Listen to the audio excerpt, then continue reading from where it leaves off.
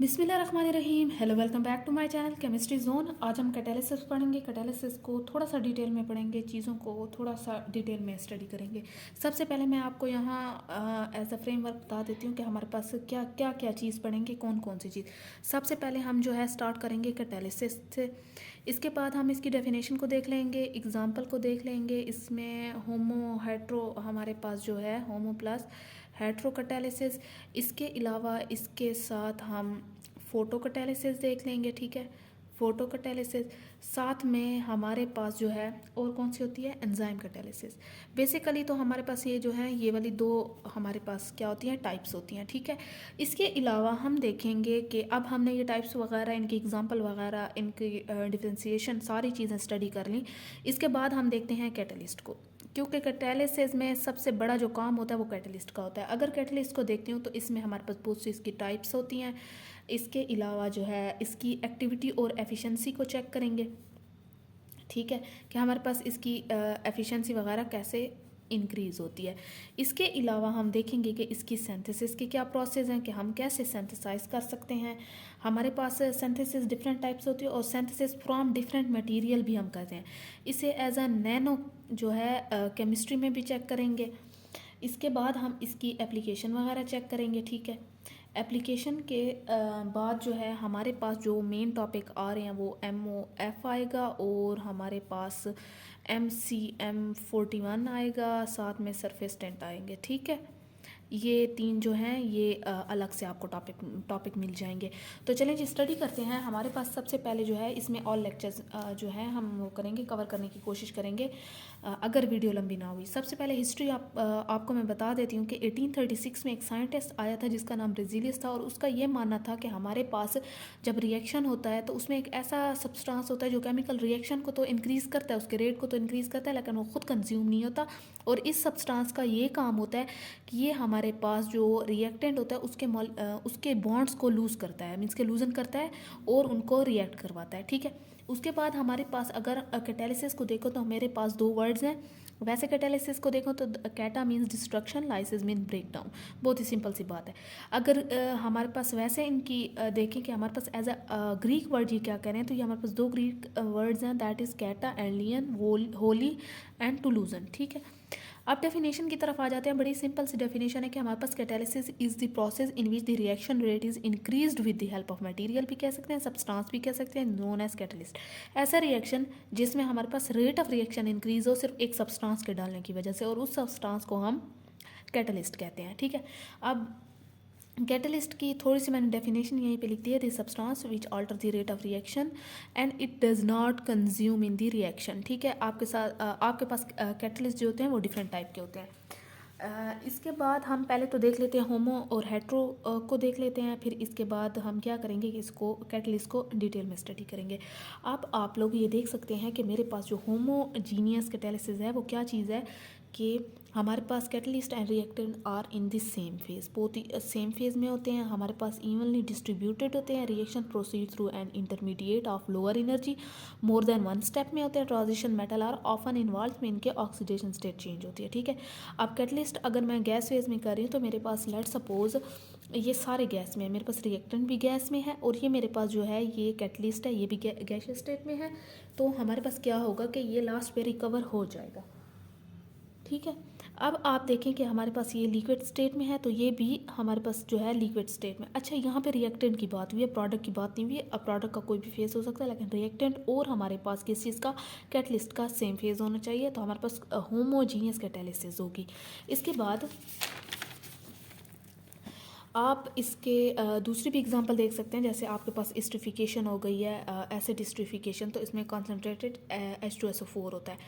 यहाँ पे आप एक चीज़ याद रखें कि कैटलिस्ट कभी भी इक्विलिब्रियम पोजीशन को डिस्टर्ब नहीं करता, ये बस रेट ऑफ रिएक्शन को इंक्रीज़ करता है। ठीक है, इस पॉइंट को माइंड में रख लें। इसके एडवांटेज देखें तो ये हमारे पास क्या है कि गुड कंटैक्ट विद रिएक्टेंट होता है, लेकिन डिसएडवांटेज देखें तो catalyst need to be separated after reaction, हमारे पास ये मिक्स हो जाता है अक्सर।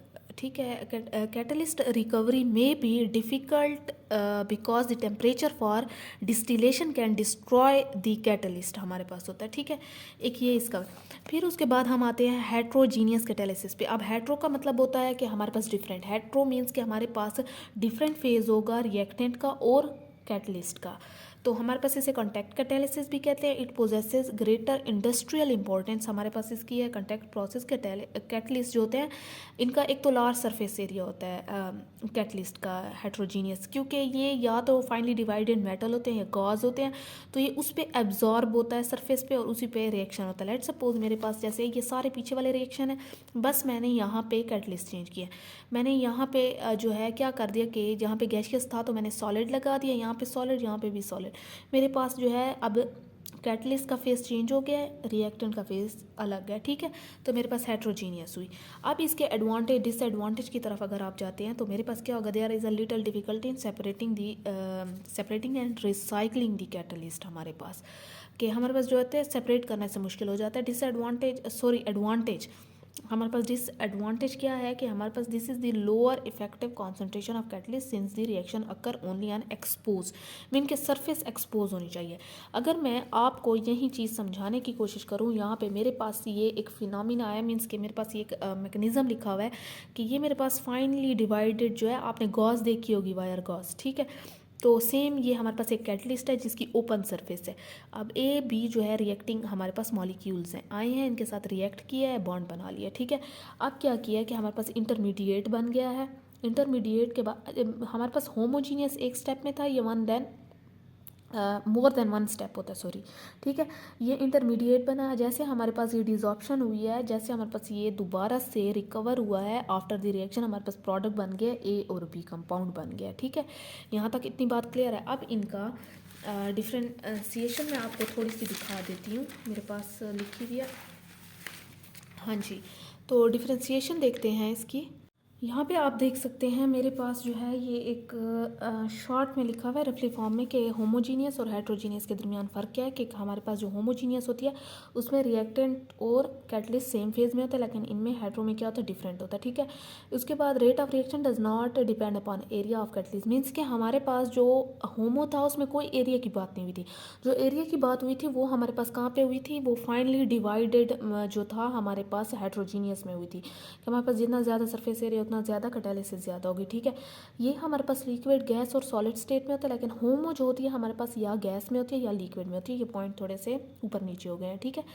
Catalyst does not dissolve into reacting mixture, हमारे पास ये मिक्स नहीं होता, लेकिन हमारे पास यहाँ पे catalyst does not dissolve in, ये भी सेम वही है, ठीक है। सॉरी, ये डिज़ोल्व होता है और ये डिज़ोल्व नहीं होता, ये डिज़ोल्व हो जाता है।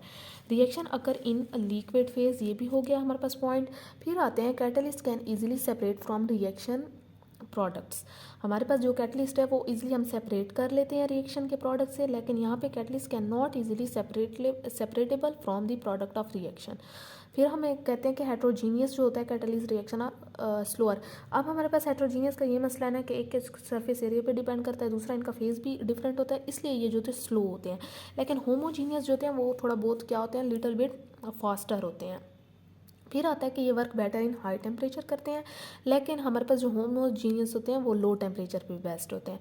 It has no uniform composition, obviously हमारे पास आपको पता है कि उनके फेज सेम चेंज हैं तो उनकी कंपोजिशन सेम नहीं होगी, लेकिन इनकी फेज सेम होते हैं तो इनकी कंपोजिशन क्या होती है, हमारे पास सेम होती है। अब ये एडवांटेज इसका है कि it active site available through out its solution, हमारे पास एक्टिव साइट्स होती हैं।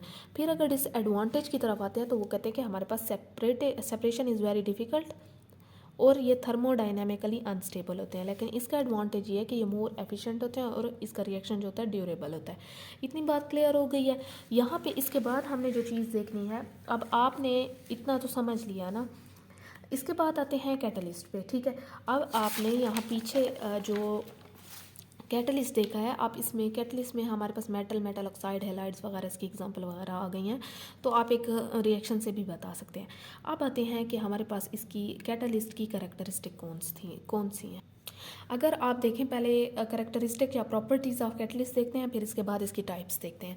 अब कैटलिस्ट जो होता है हमेशा एक तो अनचेंज होता है, जितना भी रिएक्शन होगा ये उसके बाद आपको दोबारा मिल जाएगा, ठीक है, ये मीन्स के कंज्यूम नहीं आता। दूसरा ये है कि हमारे पास इसका मास और कंपोजिशन जो होता है वो भी अनचेंज रहती है during reaction. Only small amount of हमें क्वान्टिटी की ज़रूरत होती है। Catalyst does not change the value of equilibrium को चेंज नहीं करता हमारे पास। कैटलिस्ट कभी भी रिएक्शन इनिशिएट नहीं करता बल्कि ये एक्टिवेशन एनर्जी को लो करता है, ठीक है। एक चीज़ ये याद रखनी है, it only fast the attainment of equilibrium. बस इट मीन्स कि हमारे पास ये फास्ट रिएक्शन इसलिए करता है कि जल्दी से वो इक्विलिब्रियम की तरफ पहुंच जाए।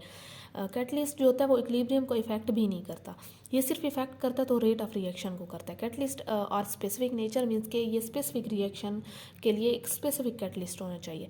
They have their optimum temperature, मतलब इनका ऑप्टिमम टेम्परेचर होता है जिस पे ये जो है अच्छा काम करते हैं, work best at there optimum temperature. इतनी बात क्लियर है। इसके बाद अच्छा मैंने यहाँ पे आपको एंजाइम कैटालिसिस और फोटो कैटालिसिस का नहीं बताया, तो उसका भी मैं अभी बता दूंगी आपको। वो इतना नहीं है, सिर्फ आपके पास जो मेन चीज़ें हैं वो होमोजीनियस और हेट्रोजीनियस है, ठीक है। अब टाइप ऑफ कैटालिसिस की तरफ चलते हैं। तो मेरे पास यहाँ बेसिकली दो हैं, एक ऑर्गेनिक है एक इनऑर्गेनिक है। अगर ऑर्गेनिक कैटालिस्ट की बात करती हूँ तो मेरे पास वो कंपाउंड या वो कैटलिस्ट जो कार्बन कंटेनिंग होते हैं। लेट सपोज मेरे पास बायोमॉलिक्यूल्स हो गए, प्रोटीन, फिनाइल एलानीन, या मेरे पास ओलिगोपेप्टाइड्स हो गए, ठीक है। इनऑर्गेनिक की अगर मैं बात करती हूँ तो मेरे पास जो भी अदर देन कार्बन है, ठीक है, वो हमारे पास इनऑर्गेनिक में आ गए हैं। जैसे FeCd PD, निकल हो गया हमारे पास, कंपोजिट या Al एल्यूमिनियम वगैरह हो गया, ठीक है। अब मेरे पास ऑर्गेनिक अगर कैटलिस्ट की बात करते हैं तो उसकी प्रॉपर्टीज़ ये वाली हैं कि कार्बन कंटेनिंग कैटलिस्ट हो गया होता है, अनस्टेबल होता है, मोर एफिशिएंट होता है, can not provide surface. Obviously हमारे पास वो सरफेस प्रोवाइड नहीं करता। आप खुद सोचें कि प्रोटीन जो है वो कैसे सरफेस प्रोवाइड करेगी। ये हमारे पास सारे फाइनली डिवाइडेड हैं, ठीक है ना। ये हेट्रोजीनियस में भी काम आते हैं और फाइनली डिवाइडेड, तो ये सरफेस एरिया प्रोवाइड करेंगे। लेकिन आप खुद सोचेंगे पेप्टाइड और बायोमॉलिक्यूल जो होते हैं ये सरफेस प्रोवाइड नहीं करते। Cannot use because it can't bear high temperature. हमारे पास हाई टेम्परेचर पे ऑर्गेनिक कैटलिस्ट यूज़ नहीं होते, ये डीनेचर हो जाते हैं। इट डिजॉल्व द प्रोडक्ट, हमारे पास ये प्रोडक्ट मीन्स के जो होमोजीनियस को आप अगर याद करें तो ये सारा वहीं वाला जो है किस्सा यहाँ पे दोबारा से बयान किया हुआ है। Useful in low temperature, difficult to separate from product because it mix with reactant, ठीक है। अब इनऑर्गेनिक की बात करते हैं तो हमारे पास ये क्या होता है कि थर्मली स्टेबिलिटी होती है, ईजिली सेपरेटेबल होते हैं, metal oxide composite Z scheme होती है, लेस टॉक्सिक होते हैं, प्रोवाइड सरफेस एरिया हमें देते हैं, more use because they can bear the high temperature, high temperature पे काम कर सकते हैं। इतनी बात क्लियर है। अब देखते हैं हमारे पास के इनकी एफिशिएंसी कैसे इंक्रीज़ करते हैं और एक्टिविटी, ठीक है। अब आपके पास अगर आ गया तो हमारे पास इंक्रीज सरफेस एरिया। कंपोजिट, अगर हम कंपोजिट की बात करें, मैंने यहाँ सिर्फ मेन पॉइंट्स लिखे हैं। अगर कंपोजिट की बात करें तो मेरे पास जितना भी इनका एरिया होता है वो 100 नैनोमीटर तक होता है। हेलोस्फीयर की बात करें तो उनका एस्टिमेट हमारे पास 500 नैनोमीटर होता है, ठीक है। हमारे पास इनकी अगर इम्प्योरिटी रिमूव कर दें तो ऑब्वियसली आपके पास एफिशिएंसी इंक्रीज़ हो जाएगी। अब इम्प्योरिटी रिमूव करने के भी 3 तरीके बताएंगे, एक फिल्ट्रेशन, एड्जॉर्प्शन और कॉन्फिग्रेशन। अच्छा, moreover the presence of clean surface of catalyst help more efficient transportation of reaction molecules to the active site which enhance the efficiency of catalyst. जितनी ज़्यादा स्मूथ सरफेस उतना ज़्यादा हमारे पास catalysis का reaction. इतनी बात क्लियर है। अब अगर मैं टेम्परेचर प्रोवाइड करती हूँ तो मेरे पास जो होता है कैटालिसिस इंक्रीज़ होती है। लेकिन इसमें यह मसला है कि आपके पास जो कैटालिस्ट होगा ना उसकी लाइफ डिक्रीज़ होना शुरू हो जाएगी। शेप ऑफ कैटालिसिस में आपके पास हमेशा स्फेरिकल जो शेप होती है वो ज़्यादा काम करती है, वो ज़्यादा बेस्ट है, ज़्यादा एफिशिएंट है क्योंकि उसका लार्ज सरफेस एरिया होता है। इसके अलावा जब आप पाउडर फॉर्म जो है उसमें करेंगे तो वो क्या कहता है कि वो हीट इंक्रीज़ दी एफिशिएंसी। ये पाउडर फॉर्म भी मैंने आपको एक एग्जांपल दी थी कि आप कोई चीज़ वैसे सॉलिड में डाल लें और एक चीज़ पाउडर में डालें तो ज़्यादा डिज़ोल्व कौन सी जल्दी होगी, हमारे पास पाउडर वाली। तो सेम हमारे पास पाउडर जो होता है वो इतने स्मॉल पार्टिकल में हो जाता है और उसका एरिया जो होता है वो इंक्रीज़ हो जाता है, तो वो हमारे पास अच्छा कैटलिस्ट के तौर पर यूज़ होता है। टू मेक सरफेस पोरस, जितनी ज़्यादा पोर्स उतने ज़्यादा हमारे पास एफिशिएंसी, ठीक है। इतनी बात क्लियर है। इसके बाद अब आते हैं सिंथेसिस की तरफ। आपके पास अगर मैं सिंथेसिस की बात करूं तो मेरे पास 2 मेथड हैं, एक टॉप डाउन मेथड है, एक बॉटम अप मेथड है कैटलिस्ट को बनाने का।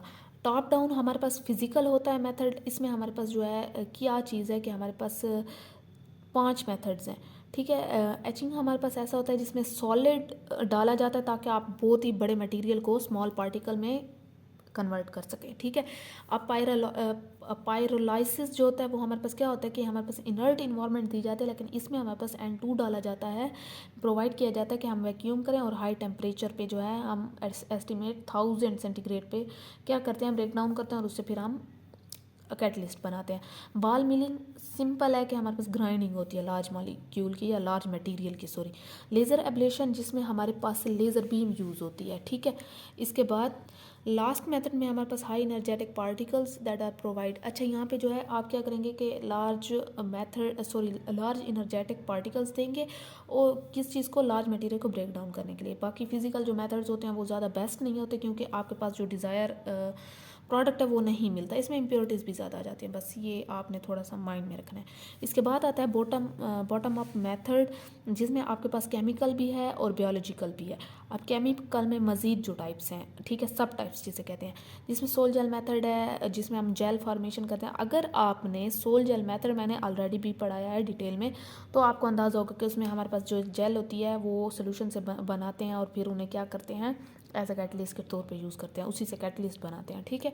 हाइड्रोथर्मल मेथड में हमारे पास ये होता है कि वाटर और हीट को एक कंसंट्रेशन पे हम फिक्स करते हैं और उसमें हम टेफ्लॉन यूज़ करते हैं, फील्ड विद जेल होता है वो। फिर सरफेस्टेंट मेथड जो है, सरफेस्टेंट का एक टॉपिक है पूरा, उसमें थोड़ा बहुत देखेंगे। यहाँ पे मैं आपको बेसिक ये चीज़ बता दूं कि हमारे पास जो सरफेस्टेंट होता है वो स्ट्रक्चर डायरेक्टिंग मेथड है, ठीक है। इसमें हम क्या करते हैं कि इसमें हम वाटर के अंदर CTAB हमारे पास एक कंपाउंड है वो डालते हैं, which is covered into rod shape. अब CTB वाटर में डाला और वो क्या हो गया कि उसने हमारे पास रॉड शेप मिसल्स बना लिए हैं। ये MIS नहीं है, ये C है, देयर आर प्लेस्ड। अच्छा, अब ये जो हमारे पास रॉड शेप बने हैं हम इसे डाल देते हैं MCM41 पे, जो हमारे पास इस हेक्सागोनल शक्ल में आ जाता है। अब इसके बाद हम इसे ड्राई करते हैं, फिल्टर करते हैं इस हेक्सागोनल शक्ल को, फिर हम इसी को हीट करते हैं। इसको हीट करते हैं तो आपके पास क्या होता है कि इसमें से सरफेस्टेंट जो होते हैं वो रिमूव हो जाते हैं हमारे पास। नाउ हेलो हेक्सोनल मिसल जो होते हैं हमारे पास is available for synthesis of material. मैंने इसे शॉर्ट फॉर्म में यहाँ पे करके लिख दिया है, अगर आप देखना चाहें तो देख सकते हैं। इसके बाद जो चौथा केमिकल मेथड है हमारे पास वो NH3 एवेपोरेशन मेथड है। हमारे पास MCM41 होता है, उसकी डोपिंग करते हैं AgAU से। और इसके बाद हम क्या करते हैं कि इसमें हम इसके बाद हम इसकी डोपिंग करते हैं AgAU से। इसके बाद हम इसी सोल्यूशन में एक सोल्यूशन बनाते हैं Ag का, और उसमें हमारे पास क्या होता है कि Ag के अंदर हम NH3 डालते हैं। मैंने यहाँ पे एक स्टेप मिस कर दिया कि मैंने NH3 डालना और फिर उसके बाद जो है ये हमारे पास कम्प्लेक्स फॉर्मेशन हो जाएगी। इसकी इतनी कोई ख़ास हमारे पास क्या चीज़ है कि थ्योरी वगैरह नहीं है, बस आपने ये सिर्फ समझना है, ठीक है ना। वो प्रोवाइड, अब इस कम्प्लेक्स को हमने हीट देना है, इसमें से ये जो NH3 है ये इवेपोरेट हो जाएगा और हमारे पास रिडक्शन हो जाएगी। बड़ी सिंपल सा मेथड है।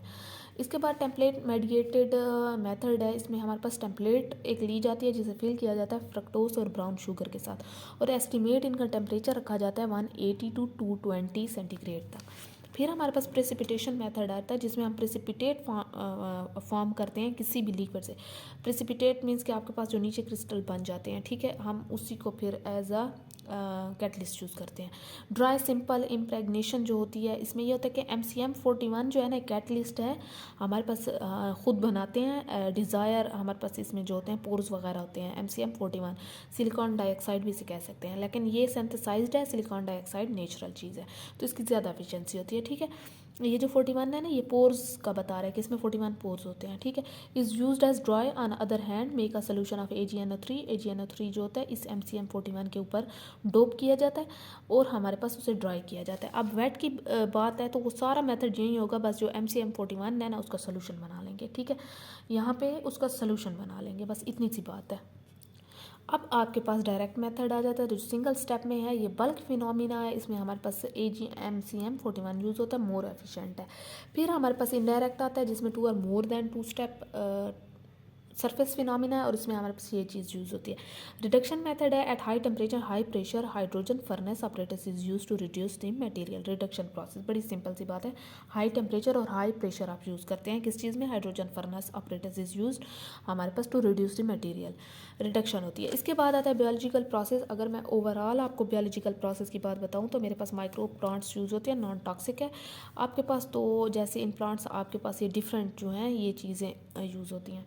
आप इसके बाद अगर मैं आपसे कहूँ कि डिफरेंट मटेरियल से मैं बनाना चाहती हूँ एटलीस्ट फ्रॉम मेटल और मेटल ऑक्साइड, तो मेटल में हमारे पास इजीली अवेलेबल इन पार्टिकल्स होते हैं, ये लेस स्टेबल होते हैं, मोर एफिशिएंट होते हैं, इनकी यूवी पीक्स 400 से 600 तक आते हैं, लेकिन हमारे पास जो नोबल मेटल है वो 300 तक भी दे देते हैं, नैनोमीटर तक। ठीक है, अगर मैं मेटल ऑक्साइड से बनाऊँ तो ये हमारे पास पार्टिकल फॉर्म में भी प्रेजेंट होते हैं, लेकिन ये मोस्टली जो अवेलेबल होते हैं in the form of sheet कह सकते हैं, या खुली सरफेस जैसे होती है। ठीक है, सरफेस फॉर्म ये बहुत ही ज़्यादा स्टेबल, जितनी ज़्यादा सरफेस उतने अच्छे कैटलिस्ट ये 200 से 300 पीक यूवी में दिखा देते हैं, और ये ज़्यादा एनर्जी लगाते हैं क्योंकि ये बहुत ही स्टेबल होते हैं। ठीक है, अब एक्सट्रैक्शन में अगर बात करें तो वो फोटो कैटालिसिस और एड्जॉर्प्शन के जो दो प्रोसेस हैं इसी की बेस में हम एक्सट्रैक्ट कर लेते हैं कैटलिस्ट को। ठीक है, फोटो कैटालिसिस हमारे पास लाइट में बेस्ट होती है, एड्जॉर्प्शन जो है हमारे पास डार्क में।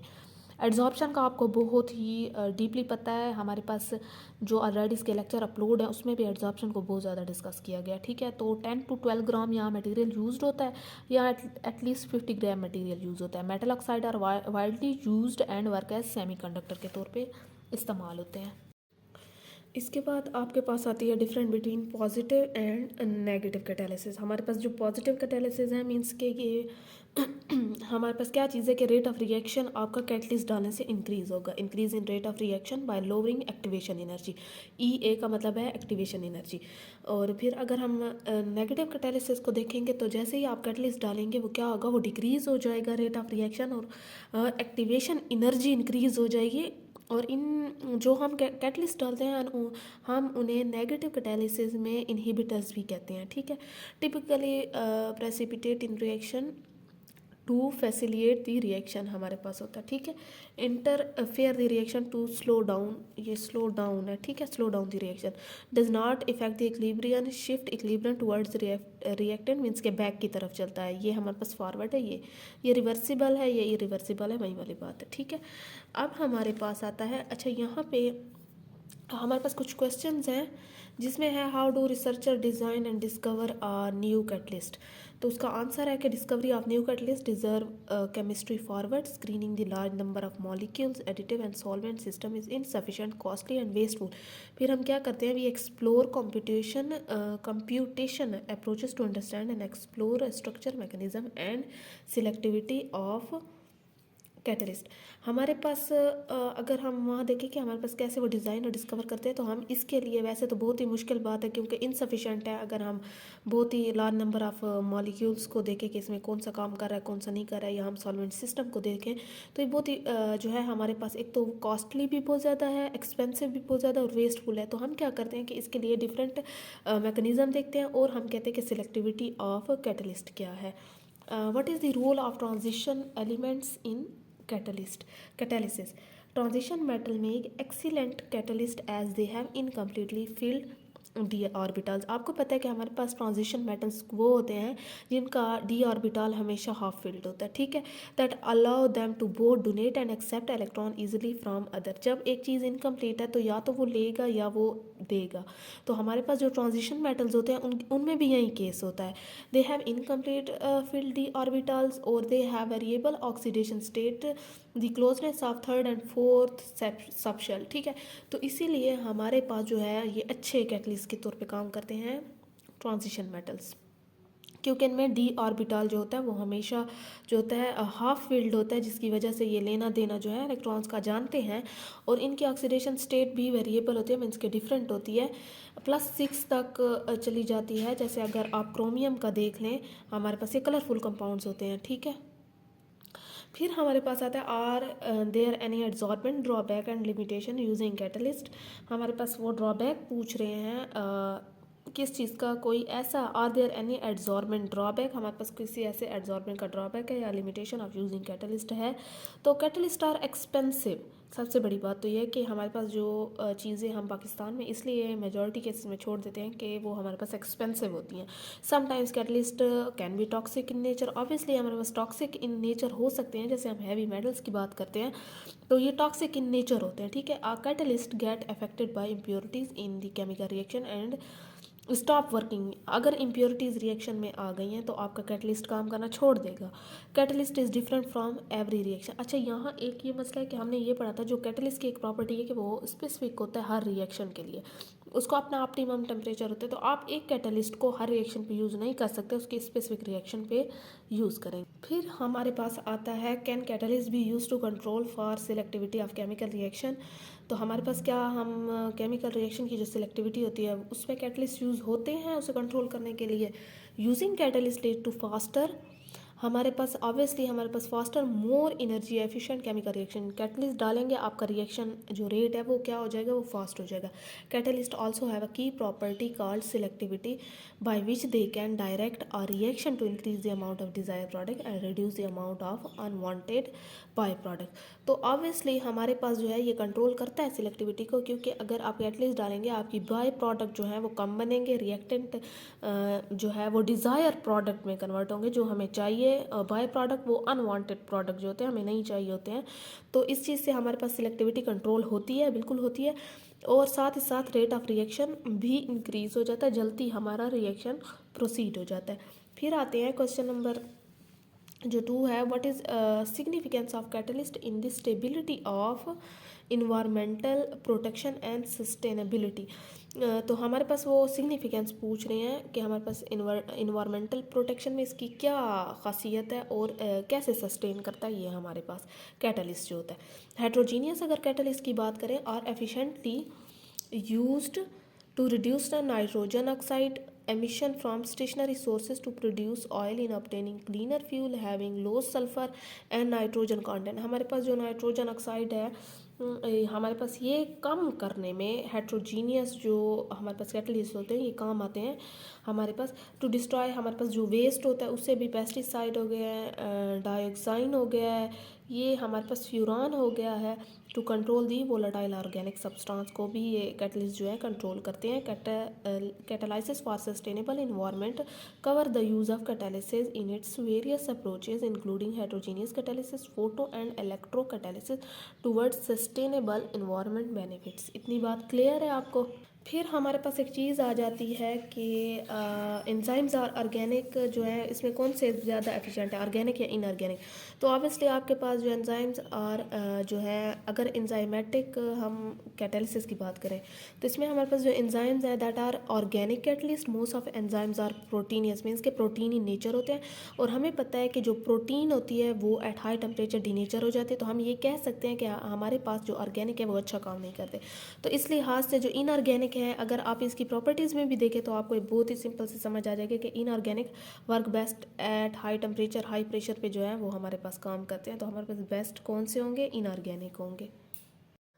अच्छा, फिर आपके पास आता है कि हमारे पास कैसे ये नैनो केमिस्ट्री में यूज़ होता है। हमारे पास सबसे बड़ी यही चीज़ थी कि हम कैटालिसिस पढ़ रहे थे तो इसमें हमने नैनो केमिस्ट्री से भी से रिलेट करना था। इसके अलावा कैटलिस्ट को हम कहाँ कहाँ पे क्या क्या कर सकते हैं, उसकी कैसे एक्टिविटीज़ वगैरह वो कर सकते हैं, तो वो भी देखना था, ठीक है। अगर आपसे कोई पूछ लेता है कि आपने नैनो केमिस्ट्री के अकॉर्डिंग उसकी एफिशिएंसी कैसे ज़्यादा करनी है, तो आप बहुत ही सिंपल तरीके से बता सकते हैं कि अगर साइज़ के हिसाब से हम बात करें तो उसका हमने सरफेस टू वॉल्यूम रेशो ज़्यादा करना है, क्योंकि हमारे पास नैनो केमिस्ट्री में जितना ज़्यादा सरफेस उतना ज़्यादा हमारे पास कैटालिटिक एक्टिविटी होगी, ठीक है। इसके अलावा साइड इफ़ेक्ट की अगर बात करते हैं, साइज़ इफ़ेक्ट, तो वो कहते हैं कि फिजिकल और केमिकल प्रॉपर्टीज़ जो होती है nanoparticle differ from their macroscopic counter part में be optimize the catalytic performance. हमारे पास साइज़ का ये मसला होता है कि अगर आप साइज़ की बात करेंगे तो सबसे पहले तो साइज़ में स्मॉल साइज़ जो है वो होना चाहिए।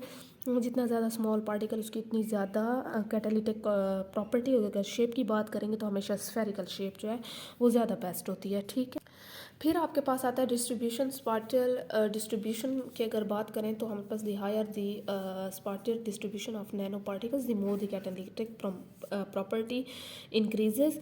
Size distribution, the nanoparticle size distribution, greater the catalytic, हमारे पास ये 3 पॉइंट हैं जिसमें कैटलिस्ट की एक्टिविटी के बारे में एक डिस्ट्रीब्यूशन है, एक साइज़ है और एक हमारे पास प्रॉक्सिमिटी है जिसमें डिस्टेंस बिटवीन पार्टिकल है। The distance between particle impact the selectivity of reactant.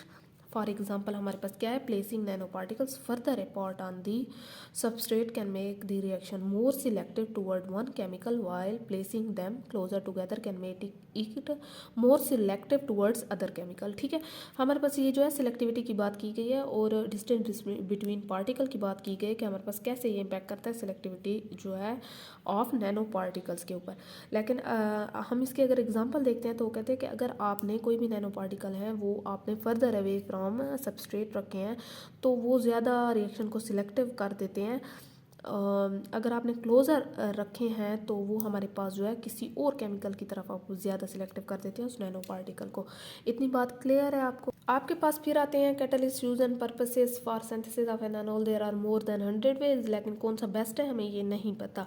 ठीक है, दी बेस्ट मेथड हमारे पास सिंथेसिस का वही होता है जिसमें हमारे पास एक तो हाई प्रोडक्ट हो, वो हमारे पास एक्सपेंसिव इतना ना हो, हमारे पास इजी टू हैंडल करना, और उसमें हम वो रिएक्टेंट यूज़ करें जो इतने कॉस्टली ना हो हमारे पास। तो हमारे पास जो ऐसा हो जिसमें साइड प्रोडक्ट भी कम बने हमारे पास, और जिसमें हमारे पास अगर साइड प्रोडक्ट बनता भी है तो वो आइसोलेट ईजिली हो जाए, मीन्स कि वो हमारे पास क्या हो जाए, रिमूव ईजिली हो जाए।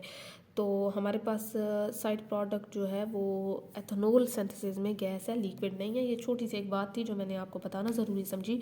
अब इसके अलावा यहाँ पे जो हम चीज़ करें वो है इसकी एप्लीकेशन कर लेते हैं। इसके बाद मैं चाहती हूँ कि आप MCM 41 का थोड़ा सा पढ़ लेते हैं, मीन्स कि हमारे पास जो सरफेस्टेंट है वो भी, और हमारे पास मोव का भी पढ़ लेते हैं और MCM 41 का भी पढ़ लेते हैं। तो एप्लीकेशन से पहले मैं MCM का करती हूँ क्योंकि एप्लीकेशन के अंदर ही इनकी क्या चीज़ है कि इनकी एप्लीकेशन है MCM 41 की। ठीक है, आपके पास MCM 41 जो है वो एक स्ट्रेटजी यूज़ की गई थी, एक ऑयल मोबाइल कॉरपोरेशन जो है हमारे पास क्या चीज़ यूज़ की थी, ये एक हमारे पास नया कैटलिस्ट बनाया था MCM 41 का। ठीक है, जो 1992 में इन्होंने रिप्रेजेंट किया था। यहाँ पे एक चीज़ आप याद रखें कि इन्होंने जो एक फैमिली है सिलिका से इन्होंने 3 हमारे पास मटेरियल सिंथेसाइज करके दिए थे, मींस के 3 हमारे पास पोरस मटेरियल दिए थे एज अ कैटलिस्ट, ये यूज़ होते थे सिंथेसाइज्ड कैटलिस्ट। इसमें MCM 41 था जिसकी ये शेप थी, फिर MCM 48 था और MCM 50 था। अब 40, 48, 50 हमारे पास जो है ये पोर्स को डिफाइन करा, मीन्स के इतने पोर्स थे इसमें। इनका फिर पोर साइज़ भी एडजस्टेबल था, इनकी सबसे बेस्ट बात यही थी। It is best because of large surface area and inert nature. ठीक है, ये कंट्रोल पोर साइज़ कर लेते थे, ये थर्मली भी स्टेबल थे हमारे पास। इसका एस्टिमेट एक पोर 15 नैनोमीटर के इक्वल था। If you want more pores than 41, तो अगर लेट सपोज मुझे 41 पोर्स नहीं चाहिए, मुझे ज़्यादा चाहिए तो मैं 48 यूज़ कर लूँगी, अगर मुझे इससे भी ज़्यादा चाहिए तो मैं 50 यूज़ कर लूँगी। ठीक है, तो ये जो था 41 जो था ये वर्क का कैटलिस्ट करता था, ये एब्जॉर्ब भी नहीं होता था रिएक्शन में, और ये बहुत सिंथेटिक था, ये बहुत ही एफिशिएंट था नेचुरल से। ठीक है, यहाँ पे अब यहाँ पे आ जाएं, इसकी ये जो है वो इन्फॉर्मेशन भी इसके अंदर ऐड कर सकते हैं। अब इसकी डेफिनेशन आ जाए तो MCM 41 एक मीज़ोपोरस मटेरियल है जो हमारे एक फैमिली से बिलोंग करता है, एक स्ट्रक्चर है फैमिली से बिलोंग करता है सिलिकेट या एल्यूमोसिलिकेट से। ठीक है, जो सॉलिड होते हैं। Develop by mobile oil corporation हमारे पास जो है जिसने ये डेवलप किया था, और ये हमारे पास एज अ कैटलिस्ट के तौर पे या कैटलिस्ट के सपोर्ट के तौर पे यूज़ होता है। MCM का स्ट्रक्चर अगर देखें तो इसमें हमारे पास regular arrangement of cylindrical mesopores that form a one dimensional pore system है। ये आगे आपको डायग्राम में भी पता चल जाएगा। It has an independently adjustable pores diameter and sharp pore distribution, large surface area, large pores है, वही बात है। इनकी पोर्स डिस्ट्रीब्यूशन एडजस्टेबल है। मीज़ोपोरस का डायमीटर 2 नैनोमीटर टू 6.5 नैनोमीटर है। इसकी प्रॉपर्टी की अगर बात करें तो मेरे पास प्रॉपर्टी में ये चीज़ है कि हाइड्रोथर्मली स्टेबल था क्योंकि स्लाइट वॉल थिकनेस है और इसकी low degree of cross linking of silicate units है। ठीक है, अगर मैं प्रॉपर्टीज़ की बात हो गई, स्ट्रक्चर की हो गई, अगर मैं सिंथेसिस की बात करती हूँ तो मेरे पास वो कहते कहते हैं कि to achieve the pore diameter हमारे पास क्या था कि surfactants are use that form micelles in the solution, these micelles align into hexagonal array में हो जाते हैं। हमारे पास इसके अंदर क्या ऐड किया जाता है, सिलिका सोर्स की जाती है, फिर वो इस रॉड को जो है वो कवर कर लेते हैं, फिर इनकी कैल्सिनेशन होती है, फिर कंडेंसेशन होती है। किस चीज़ की कंडेंसेशन? साइनोल ग्रुप की होती है। हमारे पास silicon atoms are bridged by oxygen atom, ठीक है। The organic template oxidize and disappear, MCM जो है उसमें हमारे पास CTAB एक जो है हमारे पास कंपाउंड है वो यूज़ होता है। आप देख सकते हैं हमारे पास ये सरफेस्टेंट है, ये मिजर फॉर्मेशन हो गई है, सिलेंड्रिकल जो है ये इसकी शेप आ गई है, इसकी अलाइनमेंट हुई है, तो हमारे पास ये क्या है, अरे ऑफ सिलेंड्रिकल जो है रॉड्स की तरह हमारे पास आ गए हैं। अब इसकी दोबारा से हमारे पास हुई है, इसमें सिलिका सोर्स डाला है तो वो सिलिका ने इसे कवर कर लिया है, फिर इसकी कैल्सिनेशन हुई है, दैट लीड्स टू कंडेंसेशन। फिर इसके बाद हमने क्या चीज़ की थी कि जो है सिलिकॉन के जो थे उन्होंने ऑक्सीजन के साथ ब्रीजिंग कर ली थी, इससे ज़्यादा कुछ भी नहीं था, ठीक है। अब इसके यूजेस में अगर देखते हैं तो हमारे पास MCM जो है used as zeolites, used as catalytic cracking में, use for support of heterogeneous catalyst में, और यूज फॉर सेपरेशन में होता है। इतनी बात आपको क्लियर है। यहाँ पे हो गया है ये MCM 41 का। इसके अगर मैं आपको एप्लीकेशन की तरफ लेके चलूँ करते हैं, हमारे पास टेम्परेचर जो है, टेम्परेचर के लिहाज से MCM 41 की, ठीक है। ज़रा गौर से सुने, यहाँ हमारे पास डिफरेंट ग्राफ्स आएंगे। यहाँ पे देखेंगे वो कहते हैं कि हमारे पास every reaction has its own specific temperature which is called optimum temperature. Obviously ऐसी ही बात है, at different temperature different products are form, हमारे पास डिफरेंट प्रोडक्ट्स आते हैं, ठीक है। अब आगे देखते हैं, यहाँ पे आप देखें हमारे पास क्या चीज़ है कि ये एग्जांपल मैंने लिया है निकल MCM 41, मीन्स कि हमारे पास MCM 41 है, हमने उसके साथ क्या चीज़ ऐड की है, निकल की है। अगर मैं आपको इस पहले ग्राफ में बताऊँ तो मेरे पास ये इंटेंसिटी है और ये मेरे पास क्या है 2, हमारे पास क्या था 2 डिग्री, ठीक है। हमारे पास यहाँ पे आप एक चीज़ देखिए कि मेरे पास क्या चीज़ है, 2 ब्रॉड पीक्स है, अगर ब्रॉड है तो अमॉर्फस है, अगर शार्प है तो हमारे पास क्या चीज़ है, क्रिस्टलाइन है, ठीक है। ये मेरे पास पीक एस्टिमेट कितना आ रही है, 25 to 23 के दरमियान आ रही है। इतनी बात क्लियर है। ये ओवरऑल मैंने आपको व्यू दिखाया कि हमारे पास ऐसे आती हैं। तो अगर मैं निकल MCM 41 के लिए देखूँ, मेरे पास टेम्परेचर की बात की गई थी। किस चीज़ की बात की गई थी, टेम्परेचर की बात की थी कि हमारे लिए इसमें एक ग्राफ नैरो का होता है और एक ग्राफ जो होता है हमारे पास लार्ज रेंज का होता है। मीन्स कि एक स्मॉल रेंज है, एक लार्ज रेंज है, ठीक है। अब मेरे पास आप ज़रा, ये मैंने किस चीज़ का आपको बताया, मैंने ये लार्ज रेंज का बताया। एस्टिमेट हमारे पास 80 to 100 तक होता है, ठीक है, 0 to 200 तक। इतनी बात क्लियर है। अगर मैं आपको यहाँ पे फ़र्क बता रही हूँ कि मेरे पास जो है ये पहले 650 करेंगे, 750, 850, मेरे पास ये सारी इन्फॉर्मेशन लिखी हुई है कि हमारे पास ऐसे निकल MCM 41 का स्ट्रक्चर जो है वो अच्छा आएगा, क्योंकि हमारे पास ये शार्प पीक्स देने लगे, मीन्स के क्रिस्टलाइन स्ट्रक्चर में आ गया। इतनी बात क्लियर है। हमारे पास ये सूटेबल टेम्परेचर हो गया किस चीज़ का, निकल MCM 41। अब MCM 41 जो था उसमें निकल ऐड किया गया था, ठीक है। और फिर हमने टेम्परेचर इंक्रीज़ किया, हमने क्या पीक्स वगैरह चेक की। इतनी बात क्लियर है। अब मैं अगर आपको ये ग्राफ दिखाऊं तो मेरे पास ये 750 इसका सूटेबल था, ये शॉर्ट रेंज है 0 to 10, ठीक है। मेरे पास ये 850 पे इसका स्ट्रक्चर ही डीनेचर हो गया। इतनी बात क्लियर है। अब सेम केस हमारे पास कंसंट्रेशन का होता है। अगर मैं कंसंट्रेशन की बात करती हूँ तो हमारे पास कंसंट्रेशन का भी मेजर इफेक्ट है। लाइक हमारे पास अगर आप देखते हैं तो हमारे पास concentration increase, intensity increase, so crystal becomes perfect. For example, जितनी ज़्यादा आप उसकी कंसंट्रेशन इंक्रीज करते जाएंगे आपका उतना ज़्यादा जो है स्ट्रक्चर अच्छा होता जाएगा। अब ये स्मॉल रेंज है, 1 to या 0 to 10 कर दें से, तो मेरे पास आप देखें मैंने यहाँ पे MCM 41 था, फिर मैंने निकल ऐड किया, एक पीक डिसअपेयर होगी, मैंने जो है 2% निकल से एक पीक डिसअपेयर होगी, मैंने 4% किया तो मेरे पास लास्ट वाली सारी पीक्स डिसअपेयर हो गई, ठीक है। तो ये हमारे पास क्या था कि वाइड रेंज जो है, अगर बात करें हम, सॉरी स्मॉल रेंज की बात करें तो मेरे पास ये चीज़ आ रही थी, या स्मॉल रेंज है, वाइड रेंज नहीं लिखना। हमारे पास ये वाली जो चीज़ थी MCM 41। अब मैंने यहाँ पे निकल ऐड किया, यहाँ पे पहले कुछ नहीं था, ठीक है। मेरे पास फिर निकल की पीक्स जो है वो क्लियर शो होने लग गई हैं। तो ये आपको स्मॉल उसमें रेंज में और वाइड रेंज में जो है ये चीज़ फ़र्क आपको पता चल जाएगा कि एक रेंज ऐसी होती है जिसमें हमारे पास पीक्स डिसअपेयर हो जाएंगी, एक ऐसी होगी जिसमें नज़र आने लग जाएंगी। तो ये ग्राफ जो है ये डिफरेंट रेंजेस पे डिपेंड करता है कि आपके पास जो है कौन सी रेंज आएगी तो आपके पास डिसअपेयर होंगी, और कौन सी रेंज आएगी कि आपके पास वो क्या होंगी, शो करेंगी। मैंने यहाँ पे लिख भी दिया है, ये छोटा सा आपको ये पॉइंट्स नज़र आ रहे होंगे। हमारे पास वाइड कंसंट्रेशन जो है, सॉरी रेंज जो है वो 60 तक है। हमारे पास कंसंट्रेशन इंक्रीज होगी, पीक्स कम होगी। Small range concentration increase, peak भी it is use for structural material.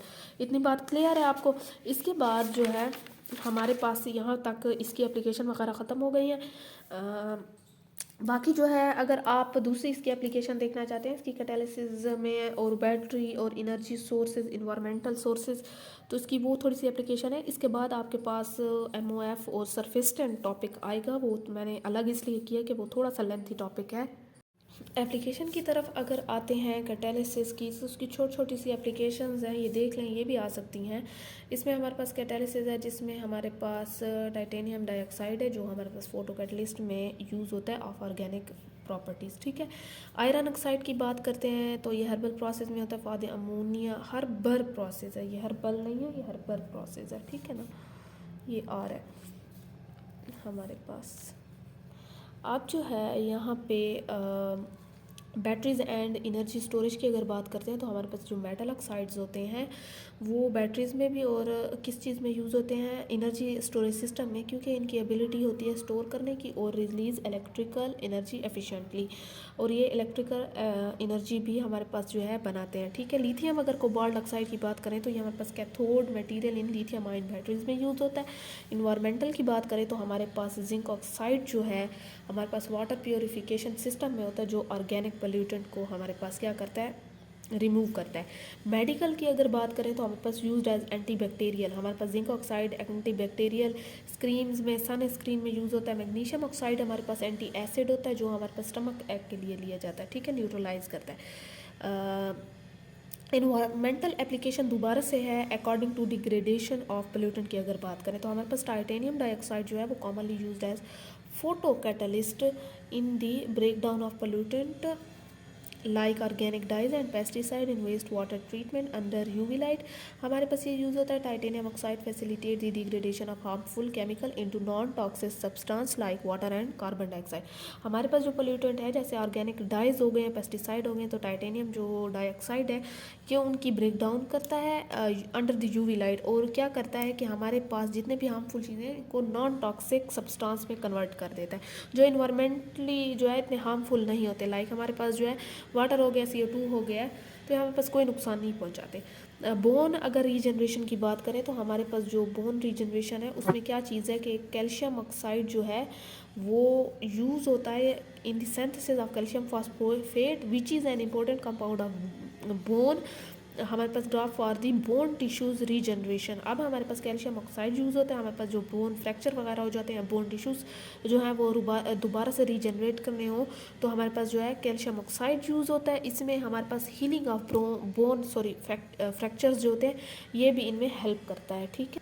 अब हमारे पास अगर डेंटल यूज़ की बात की गई तो zirconium dioxide new for its strength is used in dental implants.